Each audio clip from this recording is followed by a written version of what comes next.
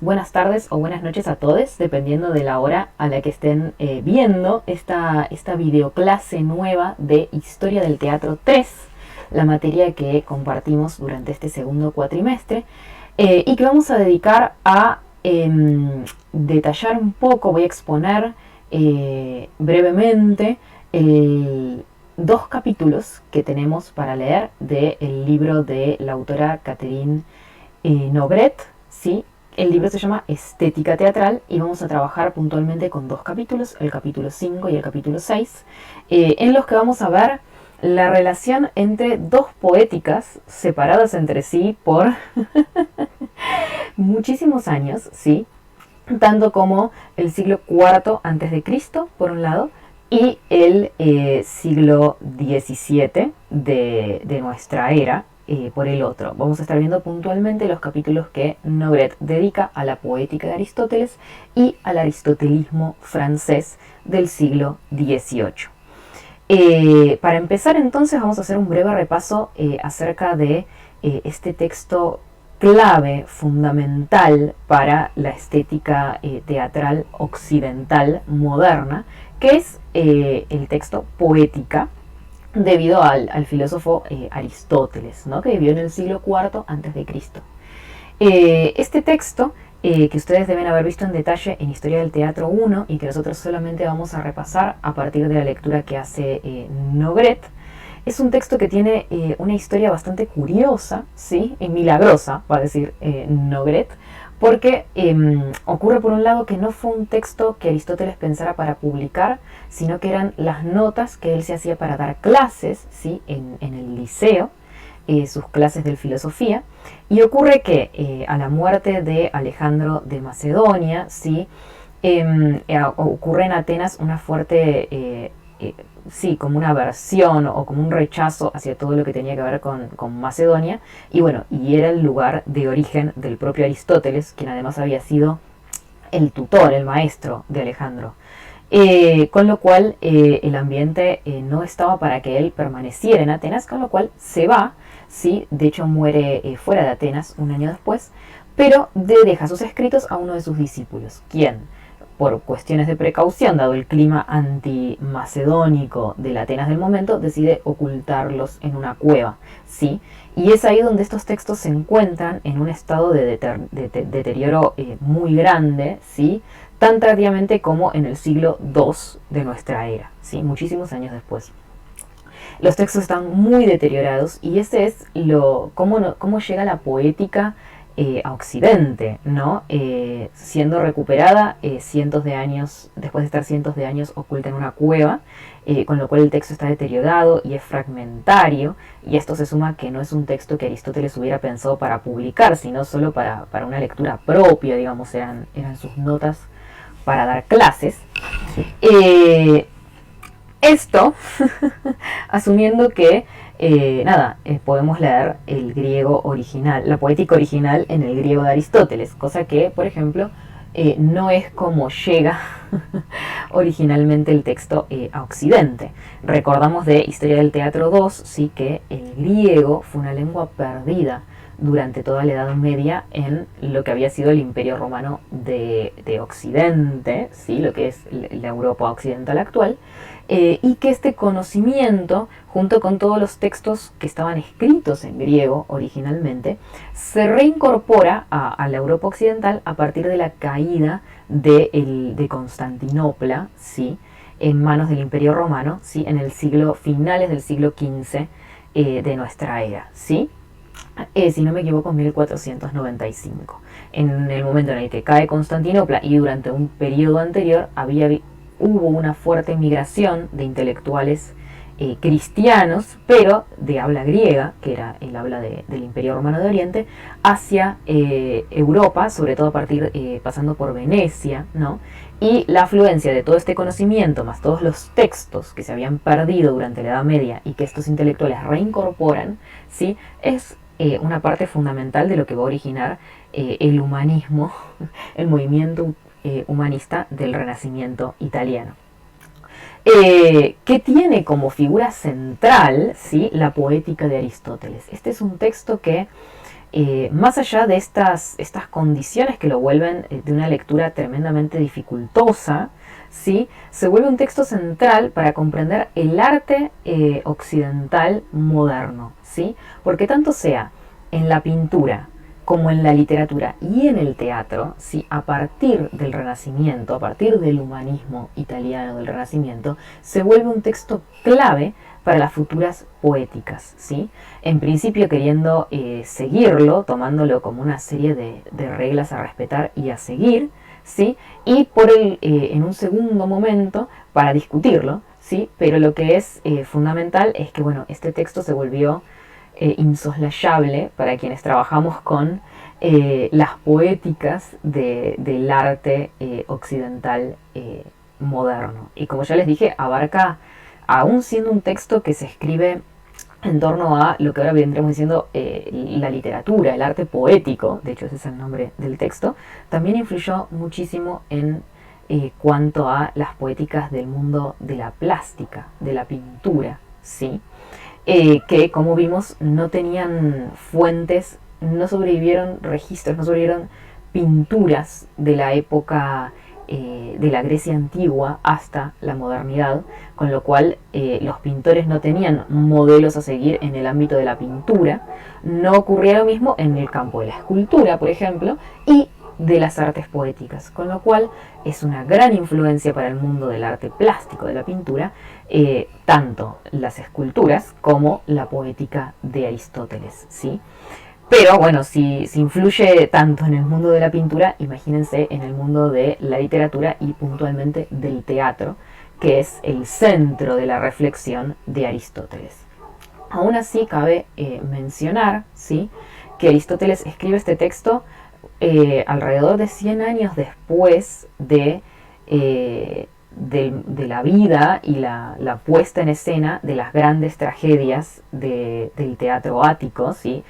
Aristóteles no llega a ver las puestas en escena originales de las obras de Esquilo, Sófocles y Eurípides, ¿sí?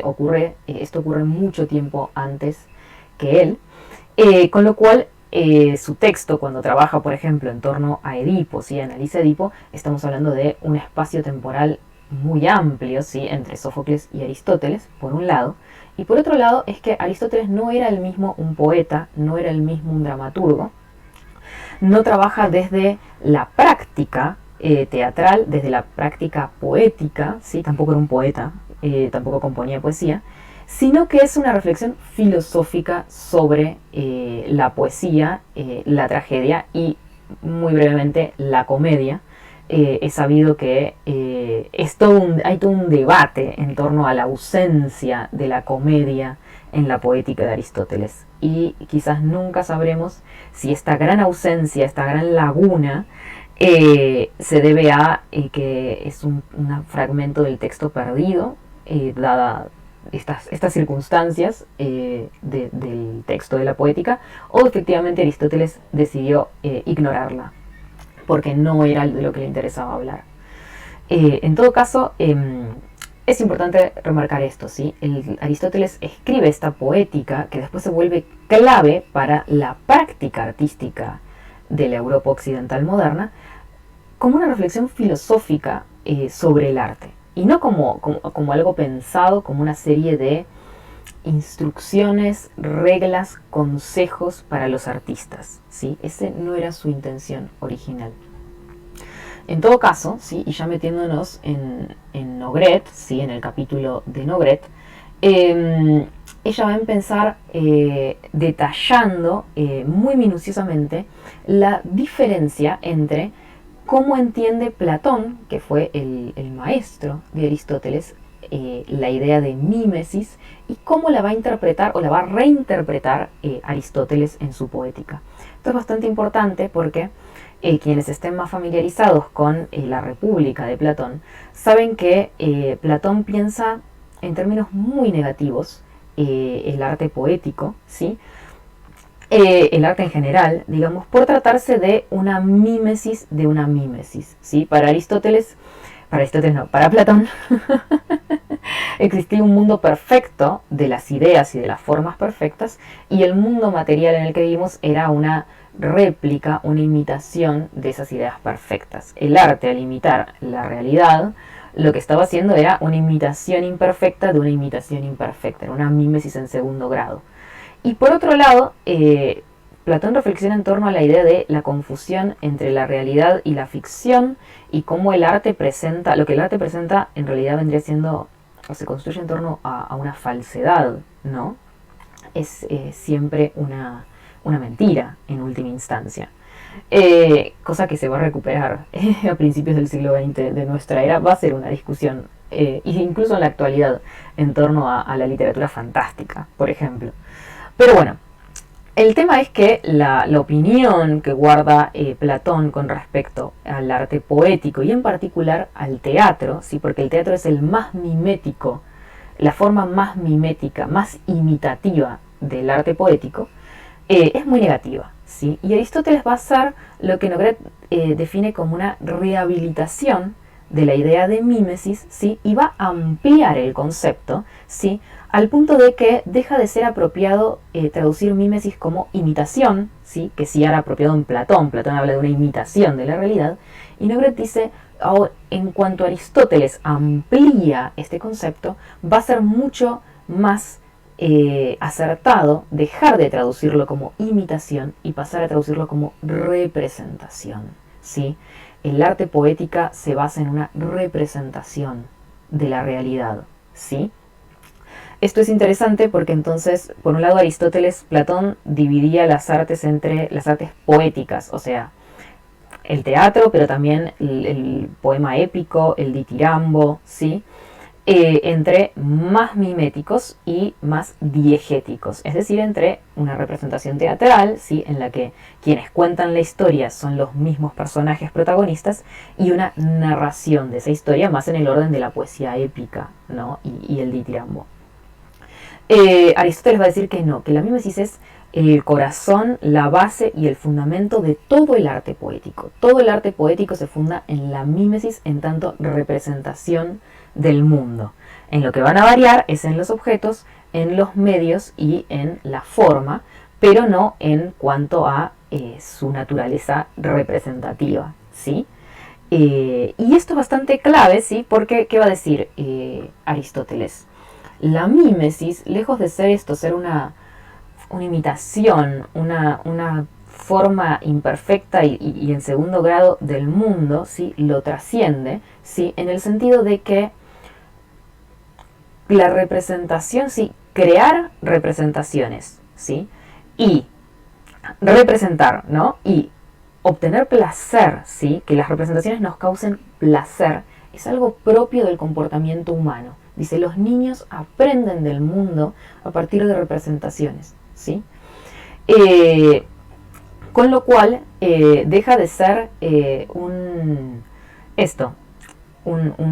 como un juego o una pantomima de orden imitativo y bastante inútil, ¿sí? En los términos de Platón, hacer, va a decir Nogret, es una crítica, una crítica del orden antropológico que le va a proponer Aristóteles a las ideas de Platón, en cuanto piensa que la mímesis, la representación, es algo fundamental del comportamiento humano, es lo que nos hace humanos, ¿sí? En cuanto a forma del pensamiento, y es una forma en la que las personas aprendemos, ¿sí?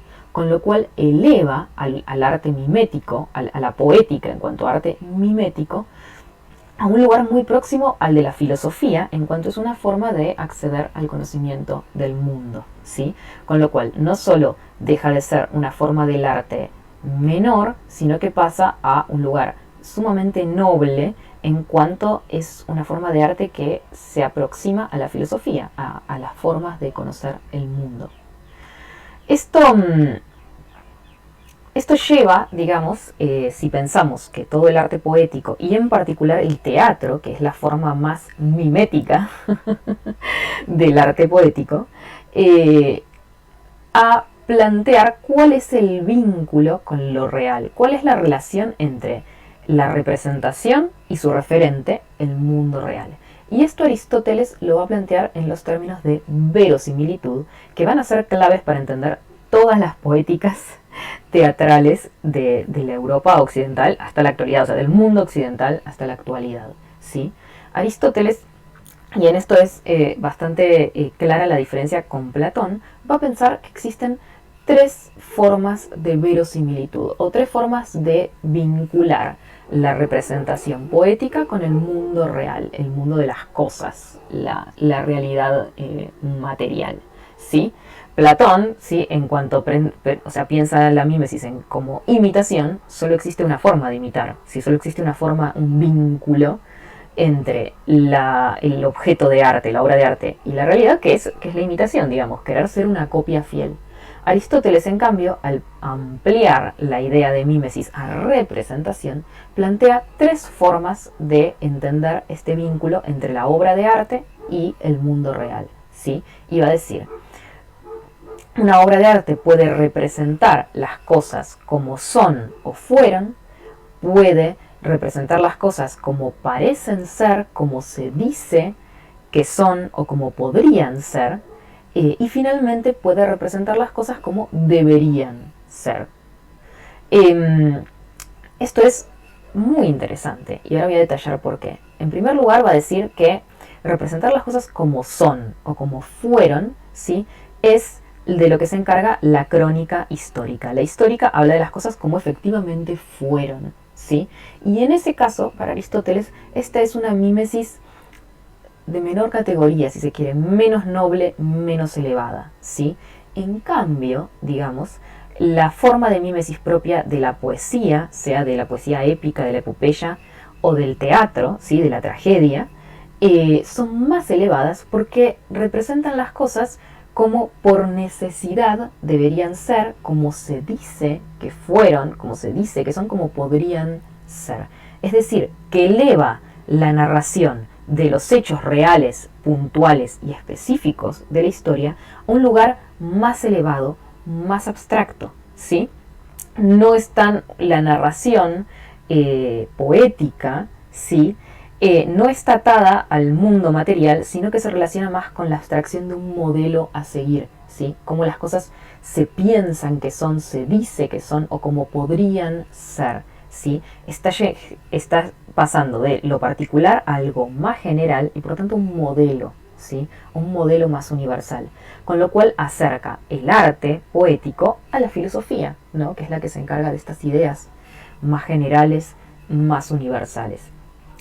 Y por otro lado, va a decir Nogret, ¿sí? esta forma de la mímesis pone entre el mundo y la obra de arte la subjetividad de las personas, ¿no? No es como las cosas son, sino como las personas entienden que son, ¿no? O, en el caso del tercer caso, como entienden que deberían ser, lo cual le suma un aspecto incluso moral, ¿no? Del que se van a agarrar muy fuertemente los aristotelistas franceses del siglo XVIII, de este orden de lo moral. Y esto es clave para entender poéticas viejas, ¿no? Como las que trabajamos en Historia del Teatro 2 y en Historia del Teatro 3.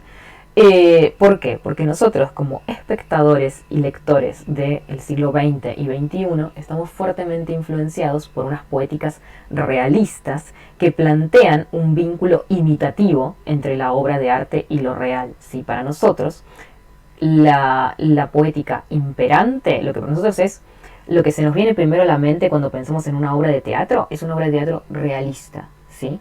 Que nos presenta un vínculo mimético, ¿sí? Imitativo entre el mundo real y el mundo de la obra de arte, ¿sí? Pero en poéticas más antiguas o poéticas más del orden de las vanguardias, ¿sí? El vínculo entre la obra de arte y la realidad no es directo, no es imitativo, sino que está intervenido por esta subjetividad, ¿sí? De la que habla Aristóteles. Cuando veamos, por ejemplo, el simbolismo, ¿sí? en unas unidades, en 2 unidades para ser precisos, vamos a ver, digamos, cómo se construye, se piensa de otra forma este vínculo entre la obra de arte y lo real, y esto ya lo ve Aristóteles, que tenía como ejemplo, ¿sí? Obras de teatro y poesía épica que planteaban otra forma de vínculo entre la obra y el mundo real, ¿no? O sea, Pensemos en las tragedias griegas, digamos, cuánto del orden de una imitación del mundo real hay en esas obras, muy poco, digamos. En cambio, sí encontramos un montón de estos modelos universales, ¿sí? Porque son obras que hablan de héroes, que tratan de enseñar una lección que escapa a un hecho particular, puntual, real, y se eleva, ¿sí?, a un modelo, ¿no? A algo, un vínculo del orden de lo simbólico y de lo abstracto. Ahora voy a tratar de leer una cita del texto de Nogret en torno a esta categoría tan compleja y que nos da tantos problemas en historia del teatro, que es la idea de verosimilitud, pero que por otro lado es clave para todas las poéticas, ¿no? Y Nogret va a decir así: la poesía, gracias a la virtualidad del vínculo que provoca con lo real, eleva la mímesis a lo universal. Lo verdadero es lo particular, lo contingente, lo trivial. La verosimilitud, o su equivalente en el orden lógico, lo necesario, es por el contrario lo general, lo posible, lo noble, ¿sí? Lo verosímil, ¿sí?, no es lo que fue, las cosas como fueron o como son, sino, ¿sí?, por el contrario, apuntan a lo general, lo posible, lo noble, ¿sí? El primero permanece a la altura de las cosas. El segundo se eleva a la categoría de los modelos. Tal como es definida por Aristóteles, entre lo posible y lo real, la noción fundamental de verosimilitud otorga libertad al poeta para crear independizándose del yugo de la realidad. Por cierto, esa liberación es solo parcial, puesto que la representación debe reflejar algún parecido con lo real, pero la sujeción es menor y el recurso a la imaginación se ve favorecido, ¿sí? Esto es bastante clave para entender una poética como la clasicista, que es la que estamos viendo ahora mismo, que el vínculo que se traza entre una obra, una tragedia como Fedra, y el mundo real no es del orden de la imitación, ¿sí?, sino que es otro vínculo, ¿sí? Hay un vínculo con el mundo real, pero es de orden más simbólico, ¿sí? Y en el caso de la Fedra de Racine, más moral, viene del orden de las ideas en torno a lo moral. Como destaca Paul Ricoeur en Aristóteles, la realidad es una referencia, sin llegar nunca a ser una sujeción. Por eso la obra de arte debe estar sometida a criterios puramente intrínsecos, ¿sí? Una obra de arte tiene sus propias reglas, no tiene por qué, o sea, las reglas que funcionan en el mundo del arte no tienen por qué ser las mismas que funcionan en el mundo real. Eso lo podemos entender.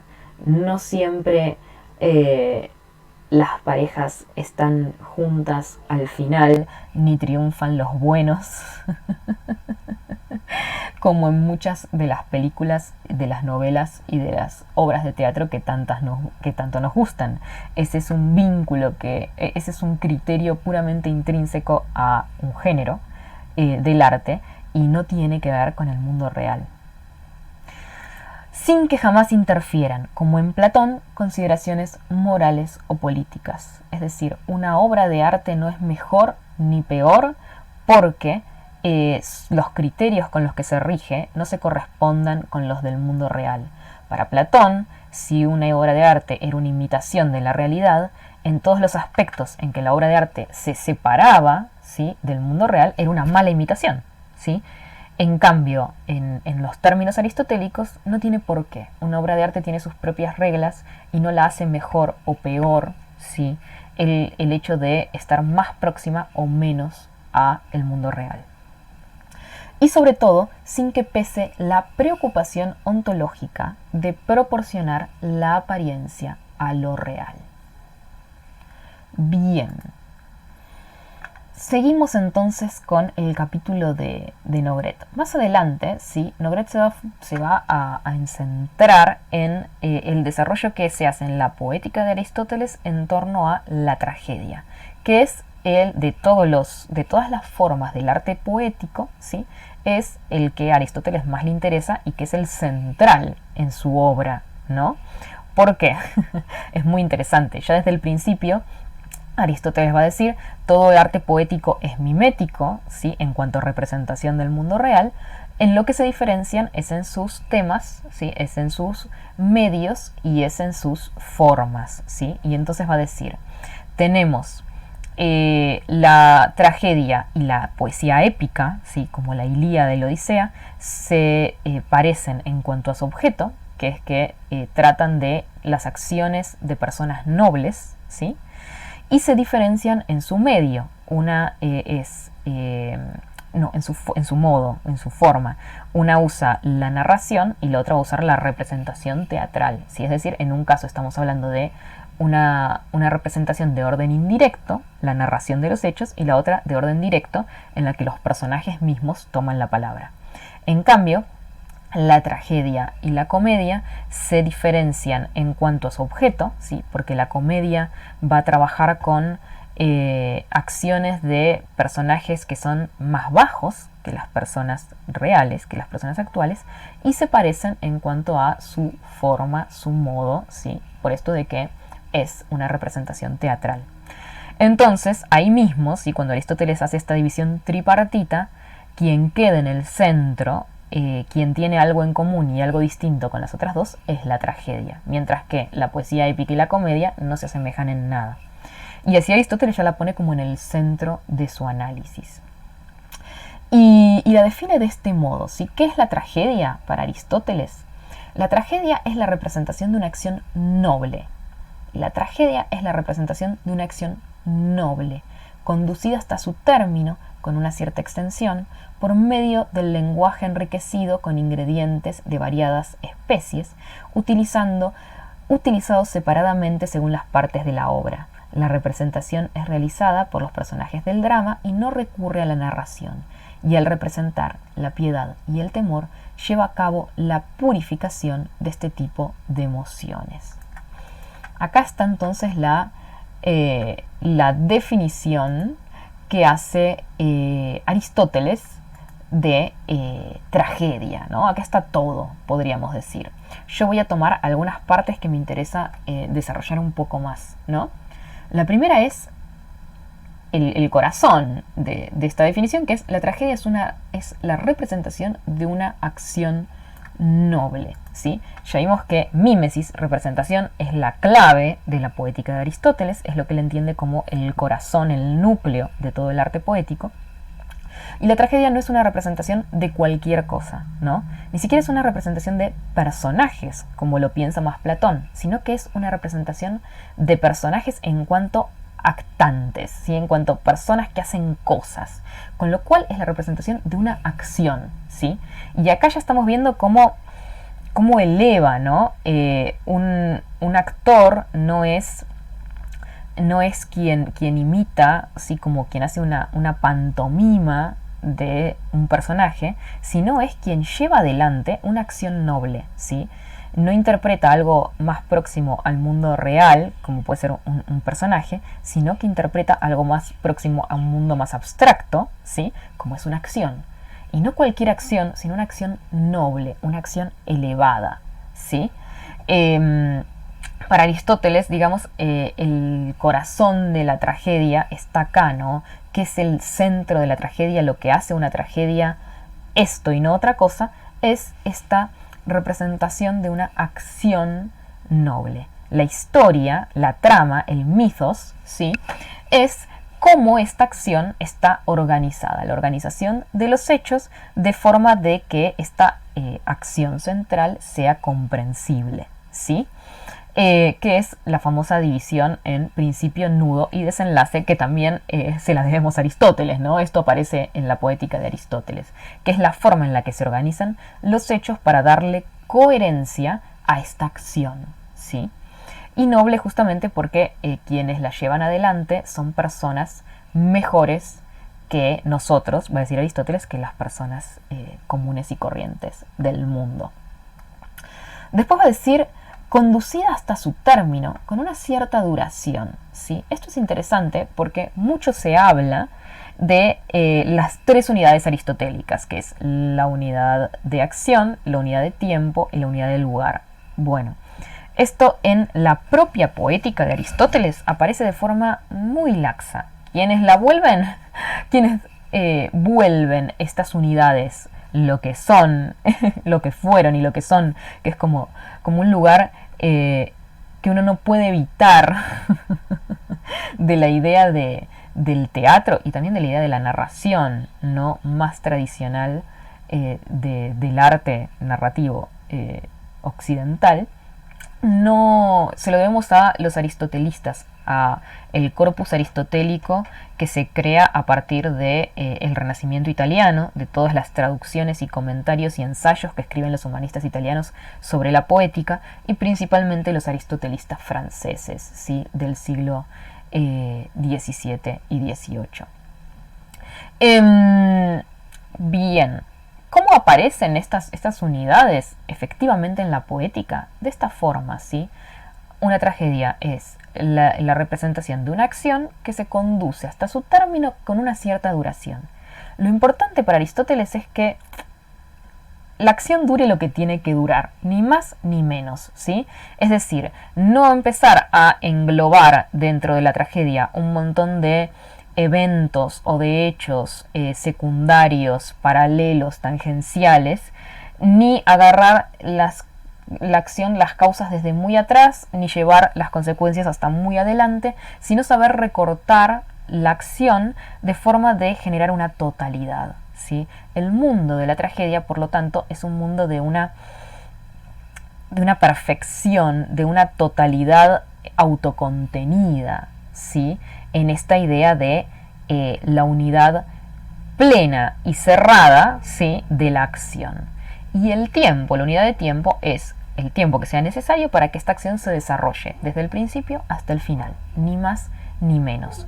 Más adelante va a hablar de que lo ideal en una tragedia, ¿sí?, en tanto no es como una narración de un poema épico que no tiene un límite temporal claro, sino que tiene un cierto tiempo, es que dure una revolución del sol. Y después los aristotelistas franceses del siglo XVII se van a pelear acerca de si son 24 o 12 horas, a lo que se refería Aristóteles, o sea, como a ese nivel de precisión y de puntualidad. Aristóteles lo deja todo como mucho más laxo, porque a él lo que le interesa no es tanto si transcurre en un día, en 24 horas o en 12 horas, sino que lo que más le interesa es que se cree esta estructura cerrada y plena en la que la acción esté autocontenida, ¿sí?, y en la que se logre lo fundamental, que es que el héroe debe pasar de la felicidad a la desdicha, ¿sí? Una vez que se logra esto, se concluye la acción y por lo tanto se debe concluir la tragedia. Esto es lo que más le interesa a Aristóteles, no tanto el detalle de la cantidad de horas que dura la diégesis, que dura la historia de la tragedia. Bueno, después Aristóteles va a hablar de que, bueno, el medio de la tragedia es el lenguaje, y no es cualquier forma del lenguaje, sino un lenguaje enriquecido, ¿sí? ¿Por qué? Porque en la tragedia va a participar la poesía, el lenguaje poético, pero también va a participar la música, el canto, o sea, la métrica, el ritmo, e inclusive la danza, ¿sí?, y el acompañamiento con instrumentos. Todo esto va a estar presente en la tragedia, por eso es un lenguaje enriquecido. Y que no se van a utilizar todos todo el tiempo, sino que de acuerdo a la parte de la obra se va a utilizar solo el lenguaje poético, se va a utilizar el ritmo, se va a utilizar la música, se va a utilizar la danza, ¿sí? La representación se realiza por los personajes del drama, ¿sí? En esto se diferencia de una narración de un poema épico, en la que quienes llevan adelante la representación son los mismos personajes. Y acá viene la parte final, que es el tema de la catarsis, ¿no? Y al representar la piedad y el temor, lleva a cabo una purificación de este tipo de emociones. En esto Aristóteles va a hacer bastante énfasis, y el texto de Nogret es muy puntilloso, recuperando todos los momentos de la poética en los que Aristóteles hace énfasis en este punto, que es que la catarsis es el efecto propio de la tragedia, ¿sí? Es el objetivo, la finalidad de la tragedia. Es esto y ninguna otra cosa. Y por otro lado, es lo que logra esta forma del arte poético y ninguna otra. Lo que le es propio a la tragedia es generar, ocasionar en el espectador la catarsis, ¿sí? Que es la purificación por medio de la piedad y el temor, ¿sí? Va a decir, el contemplar lo que le ocurren a los personajes de la tragedia, como en el ejemplo clásico que es el Edipo Rey de Sófocles, contemplar lo que le ocurre, todas las desgracias, ¿no? Este pasaje de la felicidad a la desdicha de Edipo, ¿sí? Hace que, por un lado, los espectadores sientan temor de que les pueda ocurrir algo similar y piedad, ¿sí? Ante las desdichas de este personaje.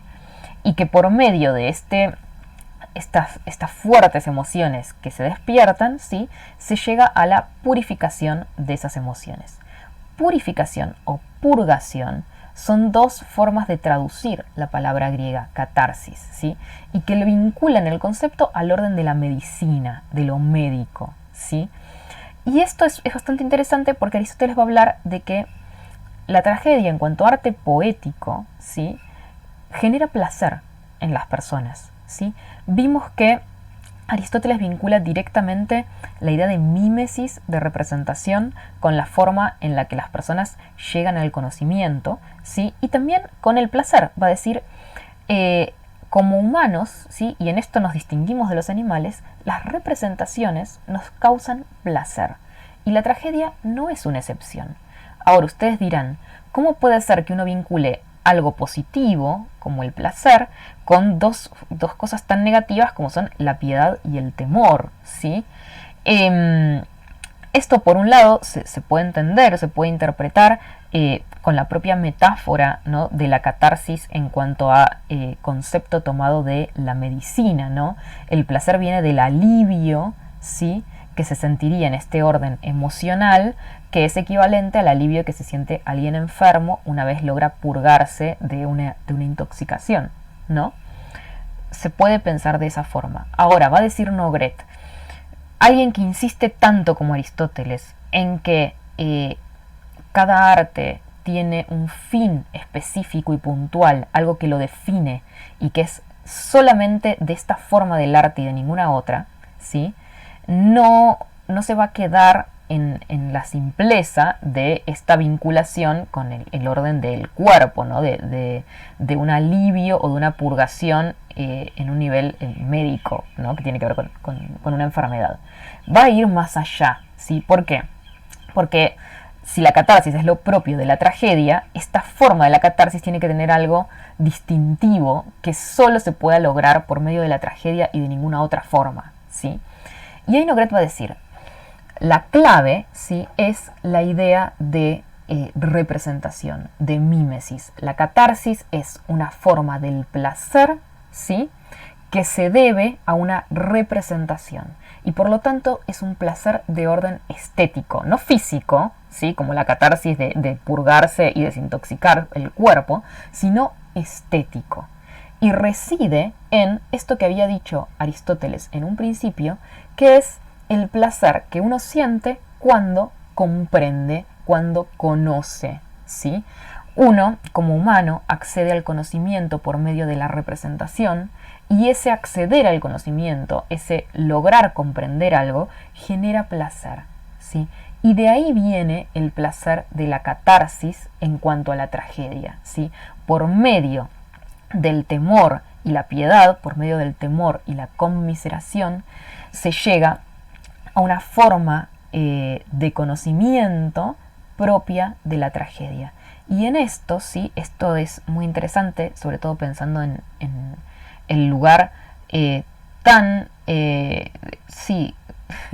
tan terrible en el que pone Platón a los poetas, al punto de que los expulsa de su república, y Aristóteles tomando la misma idea, ¿sí? La idea de mímesis, pero ampliándola a la idea de representación de la realidad, ¿sí? La aproxima a la filosofía hasta el punto de volverla una forma de conocimiento que genera un placer de orden estético, y así aproxima a la tragedia, por sobre todas las formas de arte poético, a la filosofía, ¿no? Y por eso ocupa el lugar central de su poética, esta reflexión en torno a la tragedia. Voy a leer para cerrar, voy a leer unas citas de la propia Nogret, que dice así: una de las explicaciones que se dan a menudo se basa sobre la propia palabra catarsis, traducida aquí como purificación, en otros lados como purgación. Se trata de un término proveniente del vocabulario médico, cuyo valor metafórico puede servir para designar el efecto curativo, por consiguiente positivo, provocado por la liberación de esos síntomas trágicos que serían la piedad y el temor. El espectador sería así literalmente purgado de sus pasiones, lo que provocaría en él un placer análogo al del enfermo aliviado de sus males. Sin embargo, Aristóteles no deja de señalarlo en la poética. Cada arte posee sus medios, sus objetos, sus modos y sobre todo sus propios efectos. El placer provocado por la representación del temor y de la piedad, tal como fue establecido por Aristóteles, por el propio objetivo, como el propio objetivo de la tragedia, arte noble y género superior, es sin duda de una naturaleza mucho más elaborada que un simple alivio terapéutico. Voy de nuevo. El placer provocado por la representación del temor y de la piedad, tal como fue establecido por Aristóteles, como el propio objetivo de la tragedia, ¿sí? Lo que le es propio a la tragedia, su finalidad última, es sin duda de una naturaleza más elaborada que un simple alivio terapéutico. Sentimos placer en mirar las imágenes más cuidadas de las cosas cuya visión nos es penosa en la realidad. Por ejemplo, las formas de animales verdaderamente horribles o de cadáveres. Esto lo está citando Nogret de la propia poética de Aristóteles. La razón de esto es que aprender es un placer no solamente para los filósofos, sino también para los otros hombres. En efecto, si a uno le agrada ver las imágenes, es porque viéndolas se aprende a conocer. Esto tomado de la propia poética, ¿no? El vínculo directo entre la representación, ¿sí? Y acá habla de imágenes, ¿sí? Las imágenes del teatro o las imágenes en general, es porque viéndolas uno aprende a conocer, ¿no? Aproximando el arte poético a la filosofía. La descripción del mecanismo del placer que hace acá Aristóteles permite comprender mejor la catarsis en el campo de la tragedia. Punto primero, la noción de placer es indisociable de la mímesis. Toda representación, toda forma de la representación nos trae el placer, y es este placer estético que se vincula con una forma del conocimiento. Aprender nos genera placer. Es propio de la naturaleza del hombre entregarse a la actividad mimética y obtener de ella placer. En cierta forma, la naturaleza humana funda no solo la autenticidad de la mímesis, sino también el placer en tanto que éste sea mimético, es decir, estético. El vocabulario empleado en el texto es explícito, las imágenes más cuidadas, si a uno le agrada ver las imágenes. Estamos en el campo del arte y de sus producciones. El placer del que se trata es un placer estético. Punto segundo, es por eso mismo de orden intelectual. Pasa a través del conocimiento e incluso del reconocimiento. Se trata, como dice Aristóteles, del placer de aprender. El párrafo final de este capítulo 5 de la estética teatral de Nogret dice lo siguiente, ¿no? Haciendo como una síntesis de todo lo que estuvimos viendo. La catarsis trágica es verdaderamente el resultado de un fenómeno análogo al proceso descrito por Aristóteles en el capítulo 4 de la Poética. En presencia de una historia, mitos, en la que reconoce las formas sabiamente elaboradas por el poeta que definen la esencia de lo piadoso y de lo temible, el espectador experimenta él mismo la piedad y el temor. Esto es clave. En presencia de una historia, ¿no? Ya vimos, historia como el orden de los hechos que le da sentido a la acción, ¿sí? esta historia que tiene un vínculo con la realidad material, pero que no es simplemente una imitación de la realidad, sino una representación elaborada, una forma elaborada sabiamente por el poeta. Está esta intervención de la subjetividad entre la obra de arte y el mundo, ¿sí? No es directamente, no es una imitación directa, sino que es una representación elaborada sabiamente por un poeta, que definen la esencia de lo piadoso y de lo temible. No es un ejemplo puntual, material, tomado del mundo real, de piedad y de temor, sino que es una forma de representación de la esencia de lo piadoso y de lo temible, lo que hace que el espectador se sienta él mismo sacudido por estas emociones de temor y piedad, pero en una forma quintaesenciada, ¿sí? No como se le hubiera generado temor y piedad, un hecho de la vida real que presencia, sino en una forma más elevada, ¿sí? Porque estamos hablando de un modelo, ¿sí? De algo abstracto, de una esencia, de una idea, ¿no? Y la emoción purificada que entonces lo embarga y que calificaremos de estética va acompañada de placer, consubstancial con la mímesis, con la representación, fundada en el mitos, en la historia, el orden de los hechos, las acciones. La catarsis es, pues, esencialmente de orden estético. Bien, este es el final del texto, de este texto de Nogret, y con lo que nos vamos a quedar, digamos, fue como un recorrido muy breve por algunos de los elementos claves de la poética de Aristóteles, sobre todo en lo que refiere a la tragedia que es el tema central, ¿no? Por otro lado, de la poética de Aristóteles, y que nos van a servir, sí, para entender lo que propiamente nos concierne en Historia del Teatro 3, que es la poética del aristotelismo o clasicismo francés del siglo XVII. Buenas tardes, buenas noches a todos. Retomamos la clase, la última clase, en la que estábamos discutiendo brevemente 2 capítulos del libro de Catherine Nogret sobre la estética teatral. La última vez hablamos sobre el capítulo 5 dedicado a la poética de Aristóteles, y ahora vamos a hablar brevemente del capítulo 6, ¿sí? En el que la autora se enfoca en el aristotelismo francés del siglo XVII.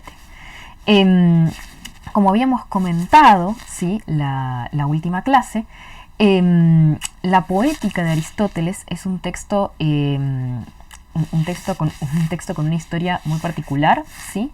Que, bueno, una de sus características es que no fue escrito para la publicación, sino que eran las notas que Aristóteles usaba para dar clases, y además, ¿sí? Dadas circunstancias particulares que ya hablamos, ¿sí? Es un texto que se pierde durante la antigüedad latina, romana, y durante la Edad Media, para reincorporarse a el pensamiento estético, el pensamiento sobre el arte y particularmente sobre el teatro en el mundo occidental, ¿sí? A partir de esta migración de los intelectuales bizantinos con la caída de Constantinopla a finales del siglo XV. ¿Sí? Ahí se reincorpora la poética, particularmente a partir de la lectura, las traducciones y todo este corpus aristotélico y para-aristotélico que hacen los humanistas italianos durante el siglo XVI, ¿sí? Principalmente. Todos estos textos, ¿sí? Las traducciones, los comentarios, los ensayos que estos humanistas italianos realizan en torno a la poética de Aristóteles, pasa a Francia, ¿sí? Para volverse el corazón, el motor y el fundamento de este movimiento que se conoce como el aristotelismo o el clasicismo francés durante el siglo XVII, ¿sí? Una cosa interesante, ¿sí? Que es lo primero que va a comentar Nogret en su capítulo, es que nosotros ya habíamos visto la última vez cómo la poética de Aristóteles se compone como una reflexión filosófica en torno a una práctica teatral previa, ¿sí? Por lo tanto, la poética de Aristóteles no tiene como fin reglamentar el teatro. O sea, porque la práctica teatral sobre la que reflexiona ya estaba conformada y de hecho había sido muy anterior, ¿sí?, a las lecturas y a las reflexiones de Aristóteles. En cambio, ¿sí?, el aristotelismo francés toma la poética de Aristóteles, ¿sí?, entre otras fuentes clásicas que ahora ya vamos a hablar, y la vuelve una, va a decir Nogret, doctrina absoluta, ¿sí? Pasa de ser una reflexión filosófica a una doctrina, un manual de reglas a seguir, ¿sí? Y ni siquiera un manual en el sentido de que uno tenga opciones, sino una reglamentación estricta que define qué es el teatro y cómo se hace, ¿sí?, y proscribe todo lo que quedara por fuera, digamos, de esas reglas. Con lo cual se transforma en esta doctrina absoluta que se impone como el dogma que controla el teatro y la escena francesa durante el siglo XVII, ¿sí? Otra cosa en la que va a hacer énfasis Nogret es en que quienes trabajan, quienes componen, digamos, toda esta serie de textos doctrinarios, no van a ser filósofos, como en el caso de Aristóteles, sino críticos, académicos y también autores, ¿sí? Vamos a ver que van a tener fundamental importancia en la composición de este movimiento los prólogos, por ejemplo, que escriben Corneille y Racine a sus obras, ¿sí?, explicando sus intenciones, sus fundamentos, ¿sí?, las cosas a partir de las cuales componen sus obras. Como de hecho nosotros leímos muy claramente en el prólogo que el propio Racine escribe a su Phèdre, ¿sí? Con lo cual, va a decir Nogret, se opera este pasaje de una poética filosófica a una poética propiamente dramatúrgica, ¿sí? Es decir, una poética que surge del ámbito propio del teatro, ¿sí? Pensando no ya en reflexionar sobre una práctica del pasado, sino en reglamentar una práctica del presente que se está desarrollando en ese momento, ¿sí? Una cosa interesante es que, y esto lo va a decir Nogret, ¿no?, a pesar de, o quizás a causa de toda esta serie de reglas que son excesivamente minuciosas, ¿sí?, a partir de estos 20 y pico de capítulos y unas 50 páginas que es lo que constituye la poética de Aristóteles, los aristotelistas franceses van a armar un corpus de miles de páginas reglamentando hasta los más mínimos detalles en cuanto a la composición de las comedias y especialmente de las tragedias durante este periodo. Pero a pesar de toda esta reglamentación tan estricta, ¿sí?, el aristotelismo francés lo que tiene de característica es esta intensa reflexión y meditación en torno a la práctica teatral, que es nueva, digamos, que se le preste tanta atención a qué es el teatro, cómo se hace, y a esta intención de reglamentarlo, que también va a ser una intención de legitimarlo, ¿sí? Porque recordemos que hasta este momento el teatro era una práctica poco favorecida por los ámbitos académicos y sobre todo por los ámbitos oficiales, ¿sí? Sobre todo la iglesia. El teatro era muy mal visto como un mero entretenimiento y un entretenimiento moralmente cuestionable, con lo cual toda esta reflexión y toda esta reglamentación en torno al teatro sirve en parte, digamos, para legitimarlo y darle un lugar establecido y elevado dentro de el mundo de las artes de la Francia del siglo XVII. Bien, Nogret entonces va a hablar de cómo el aristotelismo francés surge y se desarrolla a partir de la confluencia de dos fuentes clásicas, ¿sí? Por un lado, que ya le dedicamos un montón de tiempo, es la poética de Aristóteles, ¿sí?, que se escribe en el siglo IV a.C., y el otro texto, que es de fundamental importancia, digamos, a pesar de que la autoridad, el padre, va a decir Nogret, la autoridad última que van a esgrimir estos intelectuales del siglo XVII va a ser Aristóteles, ¿sí? no es menor el papel que juega otra poética posterior, que es el arte poética o la epístola a los Pisones de Horacio, ¿sí? Que se escribe en el siglo I después de Cristo. Es un texto romano, ¿sí? Que forma parte de un libro mayor, que es la reunión de las epístolas de Horacio. La última es la epístola a los Pisones, que después pasó a llamarse el arte poética, que es un extenso poema en el que Horacio define y también esgrime una serie de reglas en torno al teatro romano de su época, ¿sí? Muchas de las ideas que plantea Horacio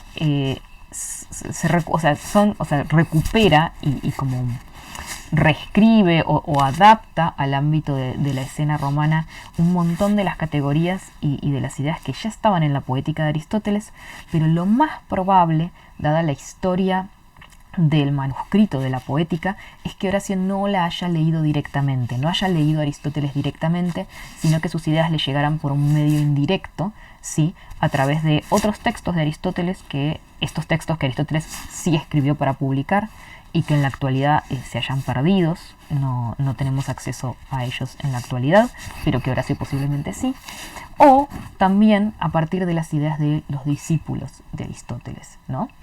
Lo más probable es que entonces Horacio, cuando compone su arte poética, no esté leyendo, no esté trabajando directamente sobre la poética de Aristóteles, pero sí muchas de las mismas ideas estaban en circulación en la época, y Horacio lo que va a hacer es adaptarlas al ámbito de la escena romana. Ahora, también va a incluir varias cosas nuevas, cosas que no están en Aristóteles y que sin embargo los aristotelistas franceses, así como los humanistas italianos del siglo anterior, van a recuperar y van a hacer una síntesis, ¿no? Entre la poética de Aristóteles y el arte poética de Horacio. Van a hacer esta síntesis a partir de la cual van a entrar a ramificar y a expandir todo este sistema de normas y reglas, ¿sí? Que componen el aristotelismo francés. Cosas que encontramos en Horacio, ¿sí? Y no en Aristóteles, es por ejemplo que las obras tienen que tener 5 actos, ¿sí? Esto aparece en Horacio. La regla del decorum, ¿sí? Que es lo que después vas a hacer el decoro, a lo que le voy a dedicar como más atención más adelante, pero que se relaciona con dejar de lado, dejar por fuera de la escena, no mostrar eventos sumamente fantásticos, maravillosos o violentos, ¿sí? Y que las conductas de los personajes, ¿sí? Sus pensamientos, sus actitudes y su lenguaje tienen que ser apropiados a su edad y condición, ¿sí? Esta consistencia interna de los personajes. Ambas cosas se vinculan directamente con el mundo externo a la obra y a las ideas del buen gusto de la época, ¿sí? Cosas que se consideraban apropiadas o inapropiadas para el buen gusto de la época. El otro elemento que aparece en el arte poética de Horacio y que va a ser fundamental para el aristotelismo francés es la idea del utile dulci, ¿sí? Que es para Horacio el fin del teatro, ¿sí? Habíamos visto que para Aristóteles el fin último del teatro, sobre todo de la tragedia, es la catarsis, que era este efecto estético, ¿sí? Que se relacionaba con el conocimiento, con una comprensión, con una adquisición de conocimiento sobre el mundo. En cambio, para Horacio, en el ámbito romano, ¿sí? El fin del teatro es el utile dulci, que es enseñar y agradar, ¿sí? El teatro tiene que agradar para, por medio de ese placer, ¿sí? Enseñar, pero no enseñar cosas, no enseñar cualquier cosa, digamos, sino un enseñar, moralizar al auditorio, ¿no? Enseñar valores morales elevados. Por eso la función última del teatro, va a decir Nogret, para Horacio va a ser moralizante y pedagógica. Entonces el corpus aristotélico y paraaristotélico que componen los humanistas italianos desde finales del siglo XV y durante todo el siglo XVI va a ser la base a partir de la cual durante el siglo XVII se va a desarrollar todo este movimiento, toda esta escuela que se llamó el aristotelismo francés o el clasicismo francés del siglo XVII, y que se compone como una doctrina, una estética dogmática y una doctrina absoluta. Acá los voy a tener que remitir al video sobre el teatro francés, el teatro clasicista francés, ¿sí? Donde explico la evolución del teatro en la Francia a partir de la Edad Media y cómo tiene como característica principal, y que lo distingue de lo que habíamos visto con el teatro isabelino y con el teatro del siglo de oro español, que es que en Francia, en París particularmente, el teatro está regido por un monopolio que se remonta a la Edad Media, ¿sí? Había un único teatro que estaba regulado por una institución religiosa, ¿sí? Lo cual hacía muy fácil la censura, digamos, que se decidiera qué obras se ponían en escena y cuáles no, y cuáles eran las obras aceptables, ¿no? Esto va a cambiar sobre todo a partir de que se inicia la conformación del Estado absolutista francés, ¿sí? Muy particularmente con la figura de Luis XIII, ¿sí? Y de su primer ministro, digamos, el cardenal Richelieu, que ven en el teatro mucha potencialidad para esto que va a decir Horacio, ¿no? Para la educación moral de las masas, y que entonces se van a preocupar particularmente por un lado, solventar, ¿sí? La existencia de varios teatros públicos en París, ¿sí? Esto lo va a implementar sobre todo el hijo de Luis XIII, Luis XIV, cuando vuelve públicas distintas salas de teatro que hasta ese momento habían sido salas cortesanas, digamos, donde solo se admitía un público perteneciente a la corte. A partir va a haber una política del Estado que vuelve públicas estas salas de teatro, ¿sí? Pero ya vemos de entrada una fuerte impronta de control estatal, ¿sí?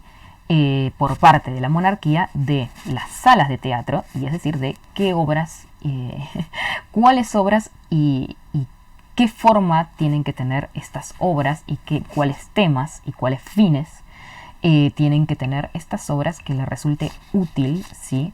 A un Estado absolutista que se encuentra en conformación, ¿no? Está estableciéndose, está recién imponiendo su poder, ¿no?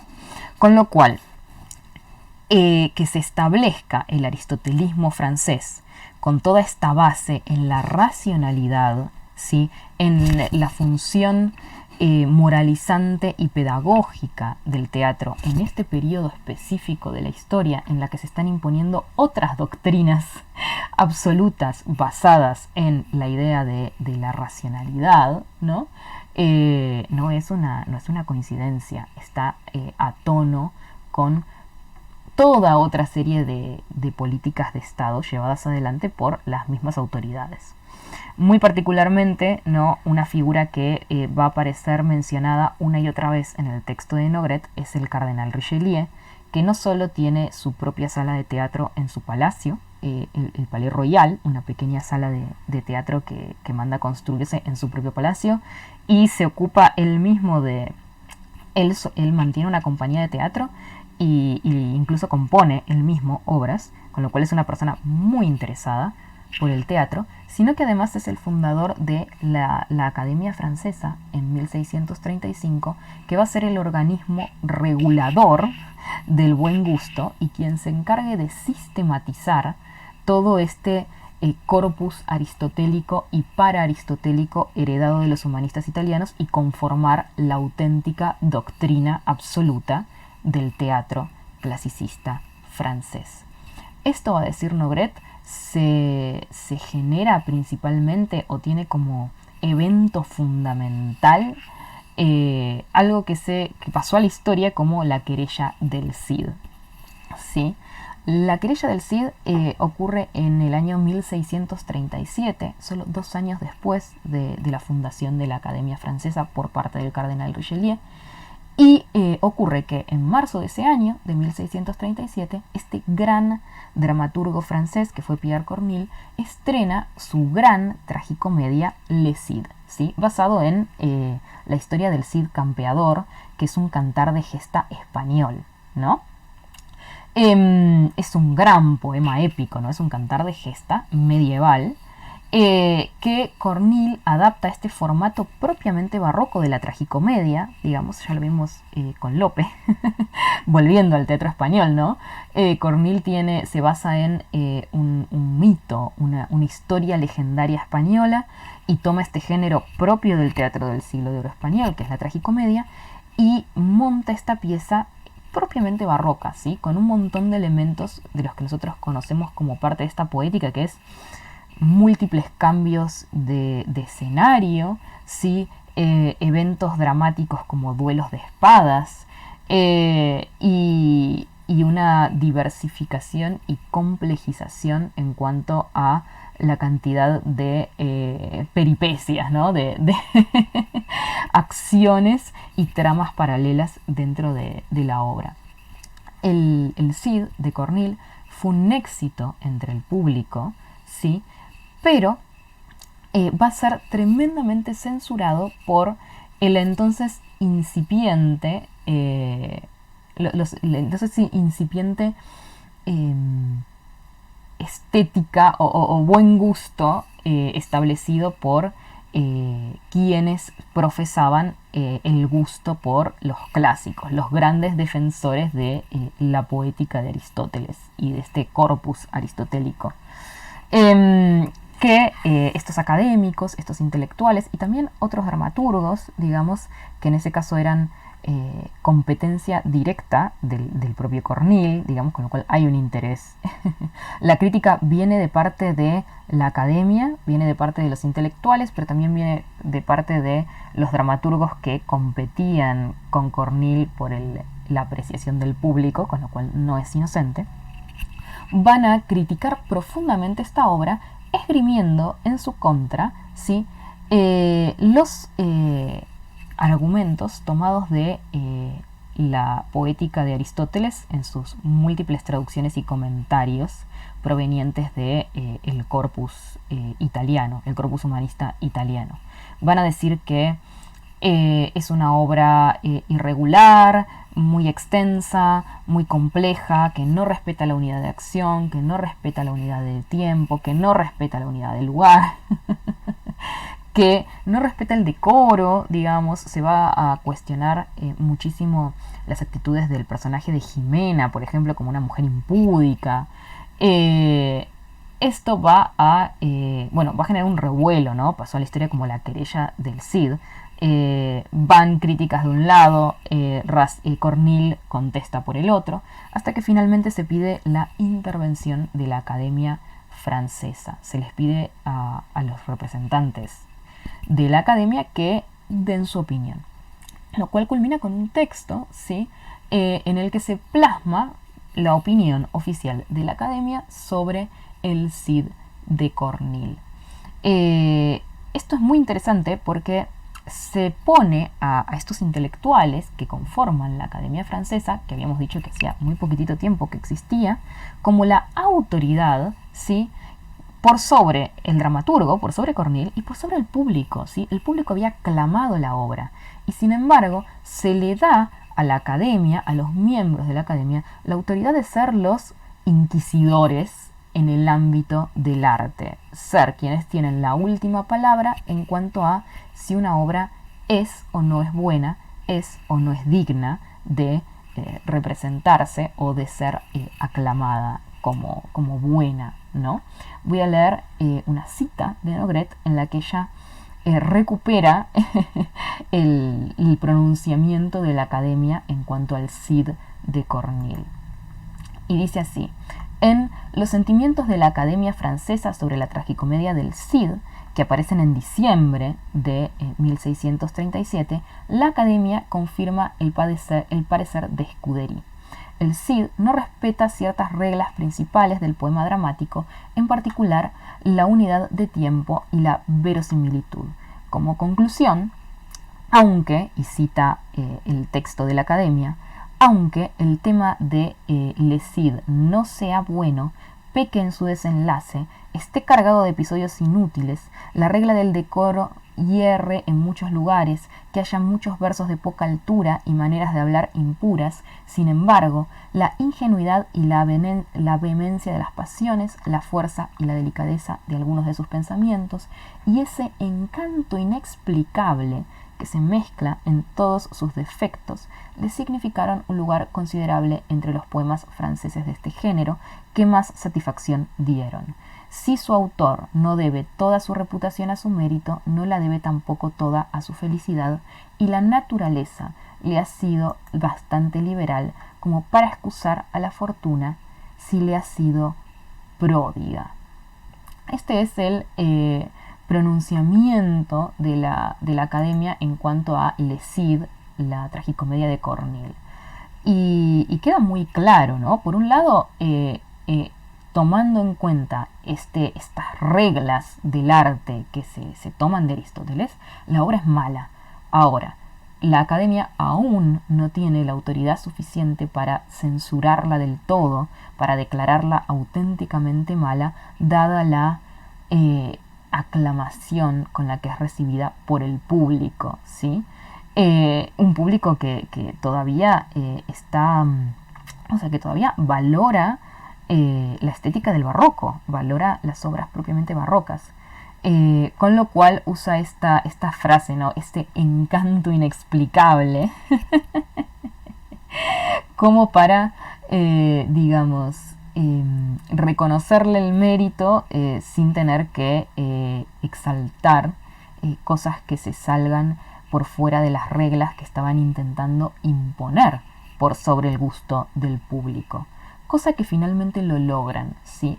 Corneille no se va a postular, no le va a responder a la Academia directamente, pero sí indirectamente cuando después de esta querella, de la querella del Cid, deja de escribir, no presenta más obras de teatro durante 3 años. Después, cuando vuelve a escribir, ya se apega directamente a las reglas del aristotelismo, cumple perfectamente las reglas del aristotelismo francés, compone propiamente tragedias clasicistas e inclusive va a reescribir el Cid para adaptarlo mejor a esta poética, ¿sí? Con lo cual podría decirse que la Academia triunfa por sobre el gusto del público y por sobre el propio dramaturgo aclamado. Nogret va a decir: en el contexto de una época que apenas se aparta de la estética barroca y que es fiel a los placeres de un teatro con buena maquinaria y destinado al espectáculo, ante un público que destina un recibimiento triunfal al Cid, los eruditos irán estableciendo poco a poco, en ocasión de la querella y a través de una serie de tratados, la autoridad de un aristotelismo altanero y dogmático, pero retomando constantemente la reflexión y el debate y justificando siempre la necesidad de reglas y de principios clásicos, tratando de conciliar, como dice Daubignac, la lectura de los antiguos y la práctica de los modernos, ¿sí? Podría decirse que en este caso, en el caso del teatro francés del siglo XVII, los antiguos, la lectura de los antiguos se impuso sobre la práctica de los modernos, ¿sí? En la forma de la tragedia clasicista francesa. Ahora, ¿qué características tiene esta forma del teatro, esta poética, ¿no? Por un lado, esto que lo vimos recién en cuanto a la querella del Cid, se aparece esta idea de el juicio del teórico, el juicio del intelectual por sobre la práctica del dramaturgo y el gusto del público. Por otro lado, se basa en una normativa que codifica fuertemente la práctica teatral, lo cual, por un lado, genera este control, ¿sí? Este control estatal sobre el teatro, sobre la práctica teatral, y por otro lado su legitimación, porque como vimos, si bien con todas estas constricciones, al darle al teatro una finalidad de educador y educador en valores morales elevados, para educar en valores morales elevados es necesario codificarlo, sistematizarlo, darle toda una serie de reglas que justamente lo que hagan sea asegurar, ¿sí?, que esta función pedagógica se cumpla. Se pone al teatro en un lugar elevado y legítimo dentro de el mundo del arte oficial francés del siglo XVII, lugar que hasta en ese momento le había sido negado. Ya habíamos visto cómo durante toda la Edad Media el teatro había sido una práctica marginal fuertemente rechazada, ¿no? Como impúdica e indecente por parte de la Iglesia. Bueno, y el teatro va a lograr este lugar legítimo y oficial, especialmente a partir de la muerte de Molière, con la conformación de la comedia francesa, ¿no? Que es como la máxima expresión de esta monopolio por un lado y de esta legitimación del teatro por parte del Estado absolutista. Lo obtiene a partir de su regulación, de su sumisión, de su constreñimiento a toda esta serie de reglas que se basan en justamente la síntesis entre la poética de Aristóteles y el ars poética de Horacio. ¿Cuáles son las principales características de esta poética? Entonces, ¿sí? Voy a hablar principalmente de tres cuestiones, ¿sí? Por un lado, de hecho de cuatro, pero que están muy vinculadas entre sí. Por un lado, las tres unidades, ¿sí? Que es algo básico. Al día de hoy, cada vez que tomamos un examen de historia del teatro, los estudiantes empiezan diciendo de cualquier obra, cumple o no cumple las tres unidades. A ese punto lograron su cometido los aristotelistas franceses, ¿no? Que uno casi no puede hablar de ninguna obra sin decir cumple o no cumple las tres unidades aristotélicas. La idea de el decorum, ¿sí? Cómo estas dos se vinculan en la idea de verosimilitud. Y finalmente este fin del teatro, esta finalidad del teatro en la idea del utile dulci, ¿sí? En primer lugar, entonces tenemos las tres unidades, que como ya todo el mundo sabe, son la unidad de acción, la unidad de tiempo y la unidad de lugar. Como ya vimos, ¿sí? La unidad de acción es la que es fundamental, central para la tragedia en la poética de Aristóteles, y para el aristotelismo francés del siglo XVII se va a mantener en este lugar. Es clave, ¿sí? Para que la obra sea esta unidad total, este mundo cerrado y perfecto, ¿sí? Que se mantenga la unidad de acción y se recorte, se reduzca y se simplifique esa diversidad de tramas, de incidentes y de acciones propias del barroco. En segundo lugar, tenemos la unidad de tiempo, que ya vimos que en Aristóteles era sumamente ambigua. Aristóteles, por un lado, dice que lo ideal sería que una tragedia, el desarrollo de la acción en la tragedia dure lo que una revolución del sol, con lo cual viene toda esta discusión en torno, durante el aristotelismo, ¿no? Esta discusión si se habla de 12 horas o de 24 horas, que para Aristóteles no era tan importante, porque para él lo más importante era que fuera el tiempo necesario, ¿sí? Para que se cumpliera la peripecia, para que el héroe pasara de la dicha a la desdicha. Eso era lo importante, porque para Aristóteles lo importante era la acción. Los aristotelistas como van a reglamentar todo, se van a preocupar un montón por esto, ¿sí? Van a llegar a la conclusión de que lo ideal, ¿sí? Sería que las obras de teatro fueran en tiempo real, es decir, que la historia, ¿sí? De la que trata la obra se desarrolle en el mismo tiempo de la obra, es decir, que las acciones se desarrollen en el lapso de 3 horas, 4 horas, lo que duraba la obra en ese momento, ¿no? Que fuera tiempo real. Pero van a permitir, ¿sí? Van a dar permiso de que puedan durar 12 horas, ¿sí? O 24 horas. Es como la flexibilidad máxima, que la obra se desarrolle en el lapso de 24 horas, y van a aceptar esto de que en los entreactos, ¿sí? Cuando los actores salen de escena y se hace este breve intervalo musical, pase el tiempo, se entienda como que pasen las horas, ¿sí? De este día.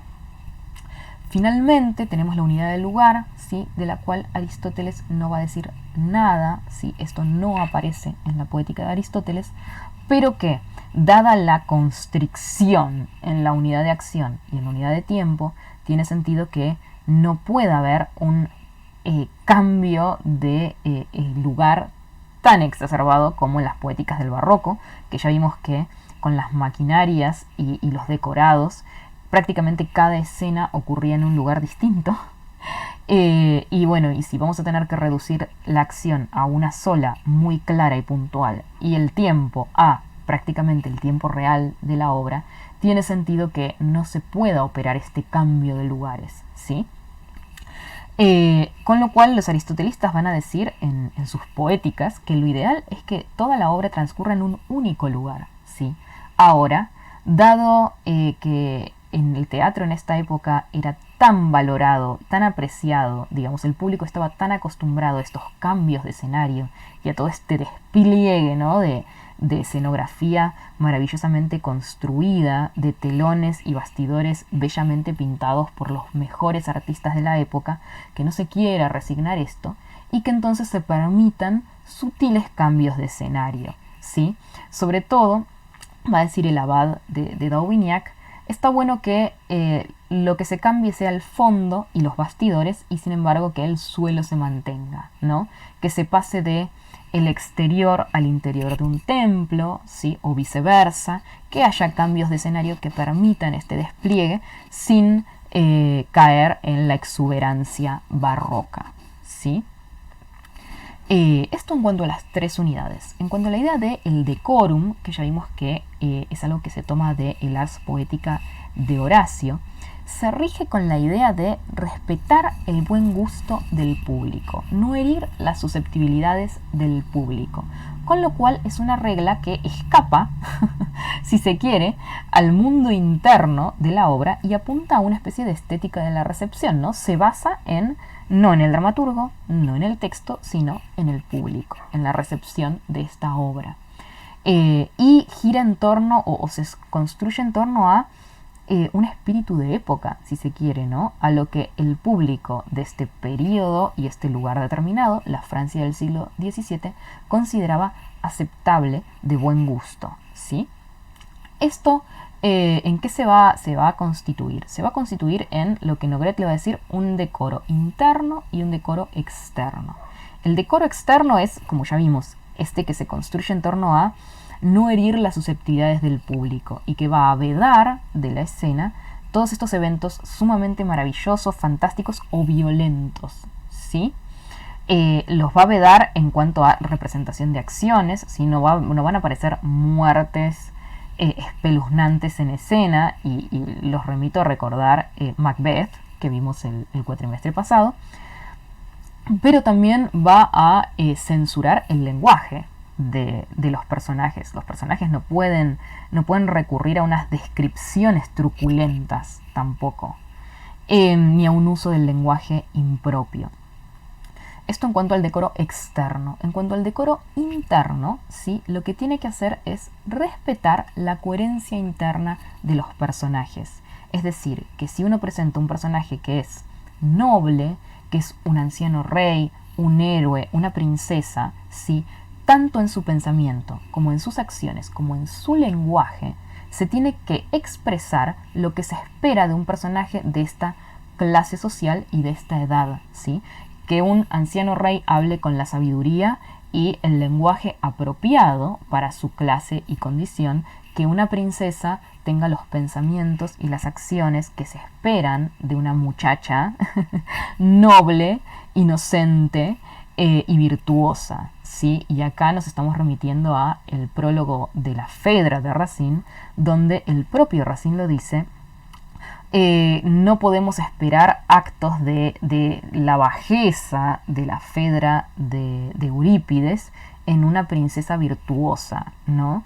Con lo cual Racine quita la mayor parte de las acciones cuestionables de Fedra y se las pasa al personaje de la nodriza, justamente porque en este decoro interno es aceptable que una nodriza, que es una esclava, digamos, cometa actos que no son aceptables para una princesa como Fedra, ¿sí? Porque, como ya vimos, que lo dice Aristóteles, la tragedia trata sobre personajes que son mejores que nosotros. Por esto va a empezar a cobrar una gran relevancia el recurso del relato trágico. todos los momentos que no se pueden representar porque son tremendamente violentos o fantásticos van a ser narrados, ¿sí?, por otros personajes, o sea, van a aparecer en la obra de forma indirecta a partir de una narración, de un relato, en el que se tiene que lograr, mediante el lenguaje, el equilibrio entre lo brutal y lo atenuado, ¿sí? Es decir, por ejemplo, para ver el ejemplo que nosotros tenemos más a mano, que es el relato que hace Teramedes de la muerte de Hipólito en la Piedra de Racine. No puede ser muy atenuado porque entonces pierde el efecto trágico, ¿sí? Tiene que conmovernos la muerte de Hipólito. Ahora, tampoco puede ser demasiado brutal porque heriría las susceptibilidades del público. Tiene que lograr ese equilibrio que logra pasar del efecto violento propio de la tragedia griega, digamos, con todos estos momentos sumamente violentos, a la emoción, despertar la emoción del público respetando el buen gusto. Tanto la idea del decoro como las tres unidades, va a decir Nogret, operan en función de la regla fundamental, el corazón de la tragedia clasicista francesa del siglo XVII, que es la idea de verosimilitud. Nosotros ya vimos, ¿sí?, cuando vimos el capítulo anterior sobre la poética de Aristóteles, que en Aristóteles la idea de verosimilitud era muy importante, pero parecía sujeta a la idea de mímesis, por un lado, y la idea de catarsis por el otro. O sea, la verosimilitud operaba en función de la idea de representación, que era la esencia del arte dramático. El arte dramático, la tragedia, era principalmente una representación, la representación de una acción, y por otro lado el fin de la tragedia, que era la catarsis, y la verosimilitud quedaba operando, ¿sí?, entre medio de estos dos principios más importantes. En la tragedia clasicista francesa, la verosimilitud pasó a ocupar el lugar fundamental, ¿sí? ¿Por qué? Porque los aristotelistas franceses, ¿sí?, van a hacer un viraje de lo que Aristóteles entiende como la verosimilitud propia de el arte dramático, particularmente de la tragedia, en el sentido de que Aristóteles va a decir, existen tres formas de mímesis, ¿no? Uno puede imitar lo que pasó, efectivamente pasó o pasa, la realidad, la verdad, lo verdadero, puede representar lo necesario, es decir, las cosas como se dice que pasan o como podrían pasar, o finalmente la tercera puede representar las cosas como deberían pasar, ¿sí? Tiene esta división tripartita. Va a decir, la primera, representar las cosas como verdaderamente son o como verdaderamente fueron, como verdaderamente pasaron, es propio de la crónica, de la historia y no del arte poético, ¿sí? En el arte poético aparece la subjetividad del poeta mediando entre la realidad y la obra de arte, ¿sí? El vínculo entre la obra y la realidad, ¿sí?, entre la realidad y la representación, aparece mediado por la subjetividad del artista, que opera sobre lo real, ¿sí?, una formalización, una adaptación, una reescritura que eleva, ¿sí?, lo real a lo que podría haber sido, ¿sí?, que en este caso pasa a constituirse como un modelo, ¿sí? Y esto habíamos dicho que era fundamental para Aristóteles porque aproxima el arte poética a la filosofía, ¿sí? Ya no está hablando de las cosas como efectivamente son en la realidad, sino que las eleva a un modelo, ¿sí? El aristotelismo francés va a llevar esto, va a descartar, ¿sí?, de entrada lo verdadero, ¿sí? Lo verdadero no tiene forma, no es bello, si no es bello no es arte, descartamos lo verdadero. Pero también va a descartar lo necesario y lo posible, que es sobre lo que se va a basar Aristóteles, ¿sí? Y se va a quedar únicamente con lo que debería ser, ¿sí? La obra de arte en el aristotelismo francés representa las cosas como deberían ser. En este caso, le imprime, digamos, a la mímesis aristotélica este imperante moralizante, ¿no? Las cosas como deberían ser, ¿sí? Es decir, le imprime a este modelo ideal aristotélico, ¿sí?, el imperativo moral. ¿Por qué? Porque por un lado, el aristotelismo francés va a operar, digamos, va a entender que una obra de arte es una imagen idealizada del mundo, ¿sí? Es un mecanismo perfecto, perfectamente medido, equilibrado, un mundo autocontenido, ¿sí? Y este mecanismo perfecto, este mundo autocontenido, esta representación de una realidad idealizada y perfecta, se pone en función de lo último de lo que vamos a hablar, que es el utile dulci, que ya vimos que era agradar y enseñar, ¿sí?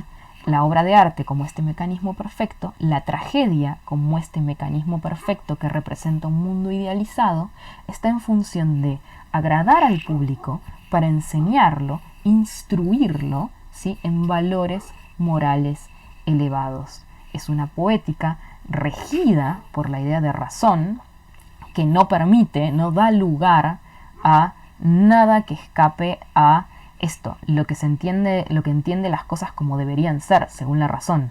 No hay nada por fuera de esto. No se da lugar ni a lo verdadero ni a lo necesario, solo a lo racional, lo que aprueba la razón. Por otro lado, esta función de instruir, ¿no? De que aproximar al público a valores morales elevados. Esto lleva a un absolutismo ideológico, va a decir Nogret, porque ¿qué ocurre? Esta idea de anular, digamos, lo necesario y lo posible en función de lo razonable, las cosas como deberían ser, implica que existe una sola forma posible, una sola forma legítima de entender el mundo y una sola forma legítima de representarlo, ¿no? Que bueno, es lo que va a entender el aristotelismo, ¿no? Hay una única forma posible de hacer una tragedia y es esta, no hay más. Y por otro lado, va a implicar que lo que había sido la catarsis aristotélica, con este despertar del temor y la conmiseración, el temor y la piedad que conllevaba este placer, que es el efecto estético de comprender, ¿no? Habíamos dicho como en Aristóteles el efecto estético de la tragedia, que se basa en la catarsis, iba en el orden de el placer que se obtiene cuando uno aprende, cuando uno comprende, ¿sí?, el mundo. Y por eso Aristóteles aproxima la tragedia a la filosofía, porque la entiende como una forma de comprender el mundo a partir de una representación idealizada, ¿no? Una representación transformada en un modelo.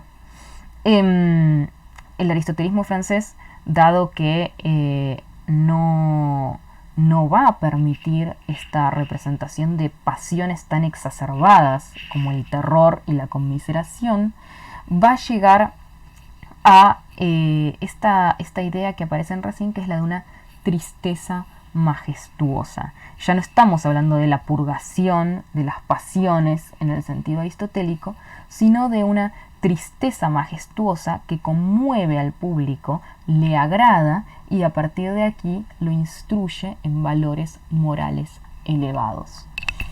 Voy a leer brevemente unas citas de Nogret para cerrar estas ideas, que dice lo siguiente. Conclusión. Solo lo verosímil puede fundar el teatro. Un verosímil llevado a su sentido más limitado, librado de toda alternativa con lo necesario, así como de todo vínculo con lo posible. En el siglo XVII, lo verosímil no es más lo que podría tener lugar, sino lo que debería tener lugar. La mímesis corresponde entonces a un proceso de recreación de lo real, cuyo criterio es la subjetividad, es decir, en el siglo XVII, la razón del creador, la subjetividad del artista reducida a la razón del creador y a través de su público.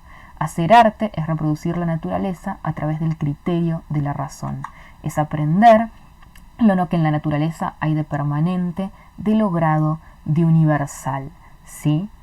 Esto es muy importante teniendo en cuenta nuestro ejemplo, ¿no? La Fedra de Racine. ¿Cuál es el vínculo de la Fedra de Racine con lo real? ¿Representar el mundo como era en la Francia del siglo XVII? No, es representar lo que en ese mundo había de permanente, de logrado, de universal, los valores morales propios de la época. Esto acerca la problemática de la verosimilitud al criterio del buen gusto. Si nuevamente no es verosímil lo que se aproxima a lo real, no es verosímil lo posible, lo necesario, es verosímil lo que el público entiende como razonable. Digamos. Finalmente, va a cerrar Nogret. La moralización de la catarsis conduce pues a su inserción en el agradar e instruir de los clásicos. Y el efecto catártico puede ser leído a través del verbo instruir. Instruir es educar en el plano moral, corregir las costumbres. Por consiguiente, purgar los espíritus y los corazones. La catarsis pierde así su función cognitiva en el plano intelectual, lo que hablaba Aristóteles, ¿no? Ese placer del reconocimiento de las cosas a través de la imagen descritas por Aristóteles. Abandona el terreno de la estética para encontrarse en el campo de la ética, en el cual los teóricos le confieren una misión educativa en lo que respecta a la moral. Esto va a ser la clave, ¿no? Este pasaje de el terreno de la estética en la catarsis aristotélica al campo de la ética en el utile dulci horaciano, ¿sí? La tragedia clasicista francesa se construye como este mecanismo perfecto, basado en las ideas de razón propias de la época, ¿sí? Y que entiende como función principal instruir, educar en el plano de la moral, corregir las costumbres. Este es, en cierta forma, el costo que va a pagar el teatro para salir de la marginalidad que lo caracterizaba durante el periodo anterior e inscribirse como esta forma del arte solventada y mantenida y llevada a su máxima expresión por el Estado absolutista francés propio de la época. Y bueno, y es lo que vamos a ver puntualmente en la figura de Racine, ¿no? Que fue un dramaturgo que escribió para la corte de Luis XIV, y es lo que vamos a ver en el texto que vamos a abordar en la próxima clase, que es El arte poética de Nicolas Boileau, una de las múltiples y la más famosa de todas las poéticas que conformaron esta forma del teatro caracterizada por un montón de personas, sobre todo un montón de intelectuales, pero también ya vimos de críticos, de dramaturgos, reflexionando y escribiendo en torno a qué entendían que era el teatro. Bueno, eso fue todo por hoy. Espero que les haya resultado claro y nos vemos la próxima.